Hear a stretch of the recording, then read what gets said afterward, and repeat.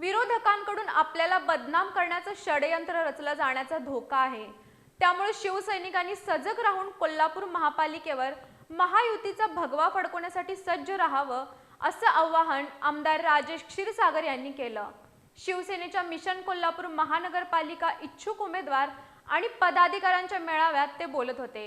शिवसेनेच्या कोणत्याही सच्च्या कार्यकर्त्यावर अन्याय होऊ दिला जाणार नाही अशी ग्वाही त्यांनी यावेळी दिली।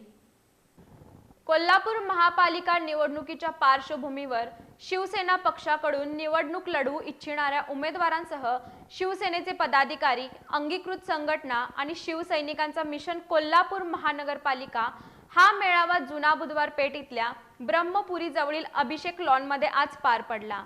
कोल्हापूर महापालिकेची निवडणूक महायुतींच्या वतीनं एकत्रित लढवण्यात येणार आहे। या निवडणुकीदरम्यान विरोधकांकडून आपल्या विरोधात षडयंत्र रचण्याचा धोका निर्माण झालाय। त्यामुळे सर्वांनी दक्ष राहून महायुतीचा भगवा कोल्हापूर महापालिकेवर फडकवण्यासाठी सज्ज राहावं असं आवाहन यावेळी बोलताना आमदार राजेश क्षीरसागर यांनी केलं। विरोधकांनी आतापर्यंत काहीच कामं केली नाहीत, मात्र आम्ही शिवसेना आणि महायुतीच्या माध्यमातून कोल्हापुरात अनेक विकास कामं आणली आहेत। तसंच भविष्यातही विकासाचा डोंगर उभा केला जाईल असं त्यांनी स्पष्ट केलं। शिवसेनेची भूमिका आणि उपमुख्यमंत्री एकनाथ शिंदे यांचं योजनारूपी विकासात्मक कार्य प्रत्येक मतदारापर्यंत पोहोचावं असं त्यांनी नमूद केलं। कोणत्याही सच्च्या कार्यकर्त्यावर अन्याय होऊ दिला जाणार नाही, मात्र महायुतीतील तडजोडी अंतर्गत उमेदवारी मिळाली नाही तर कार्यकर्त्यांनी नाराज होऊ नये असं त्यांनी सांगितलं।